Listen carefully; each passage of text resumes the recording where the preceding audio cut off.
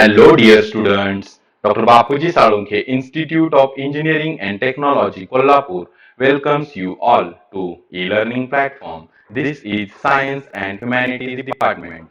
Myself, Mr. Sudarshan Dinkar Mahadik, and the course which we are learning is Electronic Engineering Materials. The unit which we are learning is Conductivity of Materials. The learning outcome for our today's lecture is to explain the modes of electron emission. Let us see. Emission of electrons from metals म्हणजे metals मधून म्हणजे particularly मेटलच्या surface वरून इलेक्ट्रॉनचं emission होणे म्हणजे electron त्या मेटलला सोडून तिथून बाहेर पडणे व्हॅक्यूम मध्ये किंवा मोकळ्या जागेमध्ये याला आपण म्हणतो emission of electrons from metals. Let us go towards it's definition. When the external energy in the form of heat, light, or electric field is applied to the metal, the free electrons gain enough energy and break the bonding with the metal. Free electrons which break the bonding with the metal will jump into the vacuum. This is called as a electron emission. म्हणजे पहा, when the external energy in the form of heat, light or electric field, heat म्हणजे उष्णता, light म्हणजे आपण ज्याला प्रकाश म्हणतो तो, आणि इलेक्ट्रिक फील्ड अशा फॉर्म मध्ये असणारी एक्सटर्नल एनर्जी ज्यावेळी आपण मेटलला देतो त्यावेळी त्या मेटल मधील फ्री इलेक्ट्रॉन जे असतात ते इनफ म्हणजे पुरेशी एनर्जी घेतात. कशासाठी पुरेशी? तर त्या मेटलला सोडून बाहेर व्हॅक्यूम मध्ये जाण्यासाठी. म्हणजे ज्यावेळी आपण बाहेरून अशा पद्धतीने एनर्जी देतो त्यावेळी हे जे इलेक्ट्रॉन्स आपल्याला या ठिकाणी दिसत आहेत, जे या ठिकाणी येलो स्फिअर्स दाखवलेले आहेत, ते इनफ एनर्जी घेतात, त्या मेटल बरोबर असलेलं आपलं बॉन्डिंग आहे ते तोडतात आणि ते मेटल पासून एस्केप होतात व्हॅक्यूम मध्ये. Okay, so this is called as electron emission म्हणजे इलेक्ट्रॉनचं बाहेर पडणे त्या मेटल मधून. आता the process by which these free electrons break the bonding with the metals and jumps into the vacuum is called as electron emission. जसं की आपण आता सांगितलं की हीट, लाईट किंवा इलेक्ट्रिक फील्ड या वेगवेगळ्या प्रकारच्या ऊर्जांचा वापर करून इलेक्ट्रॉन्स हे मेटल मधून बाहेर पडत असतात किंवा इलेक्ट्रॉन इमिशन मधून येत असतं. म्हणजे ह्या जी प्रक्रिया आहे त्याला म्हणायचं इलेक्ट्रॉन इमिशनची प्रक्रिया. Okay, so this is some metal. These yellow spheres are actually electrons and these are escaping from the metal. That is, this is an electron emission.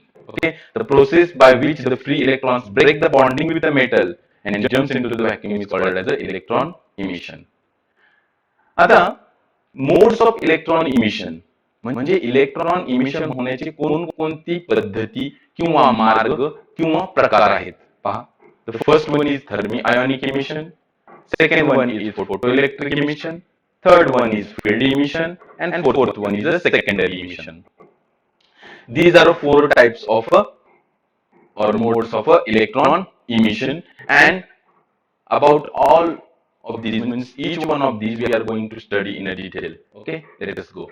Our first mode of electron emission is a thermionic emission. Let us see what is thermionic emission. The process by which free electrons are emitted from the surface of a metal when external heat energy is applied is called as a thermionic emission. This external heat energy term is very important in thermionic emission. Therm means heat.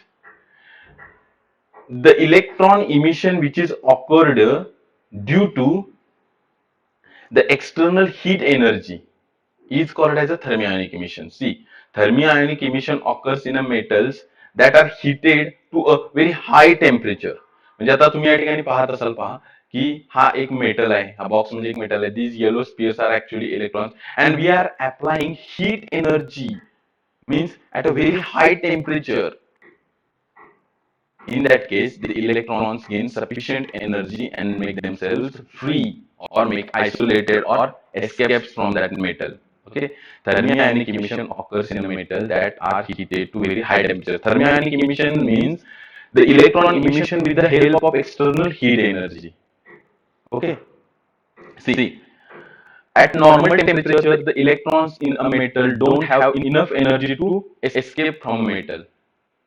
Okay, म्हणजे metal मधून escape होण्यासाठी enough energy नसते normal टेम्परेचरला, परंतु when heat energy is applied to a metal is increased to a higher value, the free electrons gain enough energy and overcome the attractive force of atomic nucleus.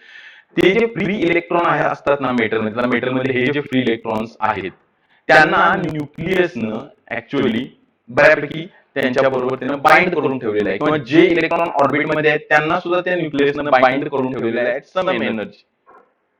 Okay, पण ज्यावेळी आपण heat energy supply करतो त्यावेळी हे जे electrons आहेत ते sufficient energy घेतात, हीट एनर्जी जी आलेली आहे तिला ऍब्सॉर्ब करून घेतात, त्यांची एनर्जी वाढते आणि मग न्यूक्लियस त्यांना बांधून ठेवू शकत नाही स्वतः बरोबर, आणि अशा पद्धतीने हे इलेक्ट्रॉन्स हे एस्केप होतात मेटल पासून.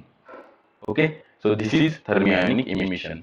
Now which are materials used for thermionic emission? Materials: tungsten, thoriated tungsten, metallic mixture of barium and tungsten. And what are its applications? The applications of thermionic emission are vacuum tubes, cathode ray oscilloscope, camera tube, picture tube in a television set. Okay, so these are applications of a thermionic emission. Very simple. Our next mode of electron emission is a photoelectric emission. Let us see what happens in a photoelectric emission. The process by which free electrons are emitted from the metal surface by the application of a light of a suitable frequency is called a photoelectric emission. बघा, photoelectric emission म्हणजे तुम्ही sufficient एनर्जीची किंवा sufficient फ्रिक्वेन्सीची light ज्यावेळी मेटलच्या सरफेसवर टाकतात त्यावेळी त्या सरफेस वरून इलेक्ट्रॉन्स इमिट होतात, ह्या प्रक्रियेला म्हणतो आपण फोटो इलेक्ट्रिक इमिशन. बघा, हा एक मेटल आहे या ठिकाणी, त्याचे फ्री इलेक्ट्रॉन्स आपण या ठिकाणी दाखवलेले आहेत. Okay, means electrons in the metal आहेत किंवा ते बाइंड आहेत ऍटमशी. आणि अशा प्रकारे ज्यावेळी आपण सफिशियंट फ्रिक्वेन्सी, कोणती लाईट नाही बरं का, सफिशियंट फ्रिक्वेन्सी ची लाईट आपण ज्यावेळी याच्यावर टाकतो त्यावेळी त्या लाईट ज्यानं कॉम्प्रोमाइज झालेली आहे, ज्यानं बनलेले ते फोटॉन्स जे आहेत त्यांच्याशी इंटरॅक्शन होऊन अशा पद्धतीनं फ्री इलेक्ट्रॉन्स मिळतात किंवा इलेक्ट्रॉन इमिट होतात. जे इलेक्ट्रॉन इमिट होतात त्या इलेक्ट्रॉन्सना म्हणतात photo electrons. Okay, the electrons which are emitted due to photoelectric emission are called as a photoelectrons.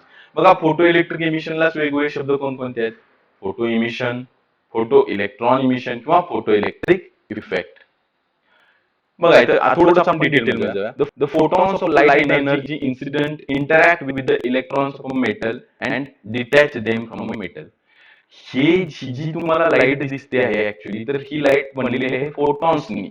Okay, हे फोटॉन्स या मेटल मधल्या इलेक्ट्रॉनशी इंटरॅक्ट होतात आणि जर त्या फोटॉनची एनर्जी सफिशियंट असेल तर ते ह्या इलेक्ट्रॉन्सना त्या मेटल पासून तोडतात आणि बाहेर व्हॅक्यूम मध्ये फेकून देतात.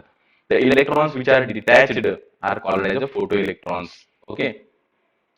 Now, for photo emission, the energy of a photon must be greater than photoelectric work function of a metal.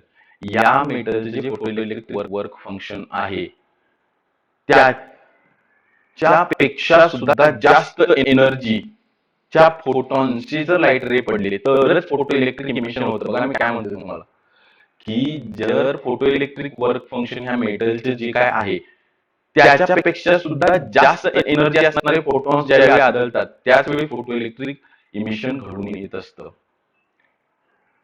आता मटेरियल्स कोणते आहेत बघा फोटोइलेक्ट्रिक इमिशन साठी, म्हणजे ही जी मटेरियल वापरली ज्याच्यातून इलेक्ट्रॉन बाहेर पडणार आहे ते सोडियम आहे, पोटॅशियम आहे, रुबिडियम आहे. ऍप्लिकेशन्स कोणकोणते आहेत बघा photoelectric इमिशनचे?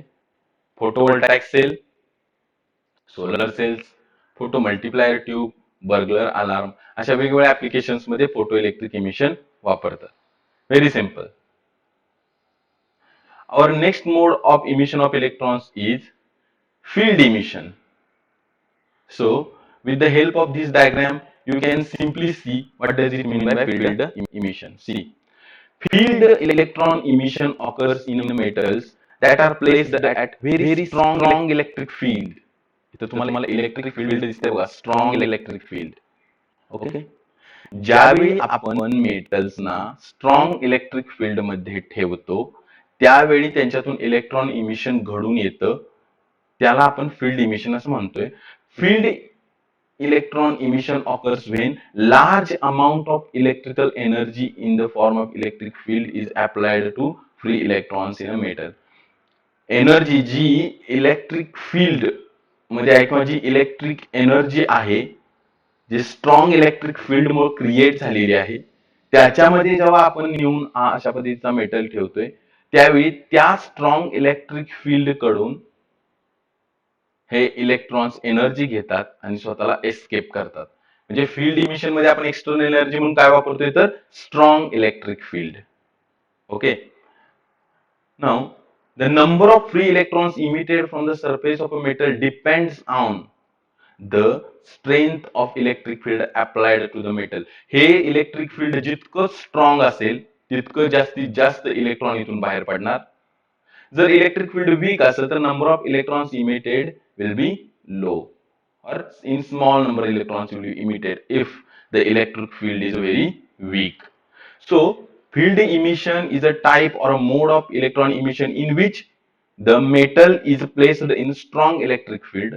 The free electrons or the electrons in a metal acquire the sufficient energy from an electric field and make themselves free and detach themselves from the metal. ते metal पासून निघून जातात.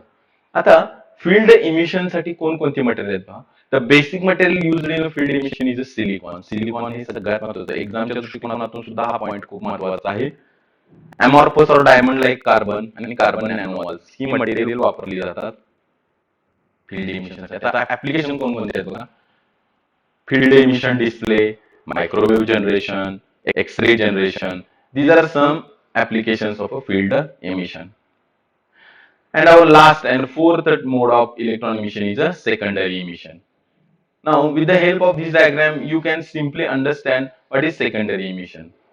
See, this is a metal, and these yellow spheres are actually the free electrons.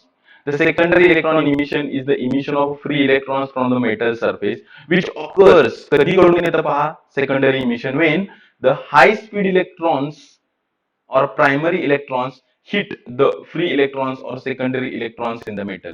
आता हा मी जसे तुम्हाला सांगितलं हा एक मेटल आहे ज्याच्यामध्ये हे इलेक्ट्रॉन्स आहेत. Okay. and these are very high speed electrons which are hitting this metal. Hitting means त्याच्यावरून आदळत आहेत आणि ते त्याच्यावरून आदळल्यामुळं हे जे इलेक्ट्रॉन बाहेर पडतात म्हणजे मेटल मध्ये हे बाहेर इलेक्ट्रॉन बाहेर पडतात अशा पद्धतीने हे इलेक्ट्रॉन बाहेर पडतात त्या इलेक्ट्रॉन्सना म्हणायचं सेकंडरी इलेक्ट्रॉन्स. पहा, these are high speed electrons which are called as the primary electrons, and these primary electrons hit or gets incident on this metal, and from that surface the secondary electrons are ejected. Okay, so this is called as secondary emission. Means in secondary emissions, the external energy we use is actually the high speed electrons. With the help of high speed electrons, we detach the electrons from a metal. This is called as secondary emission. Okay, when the high speed electrons strike the metal surface, they transfer their kinetic energy to free electrons in the metals.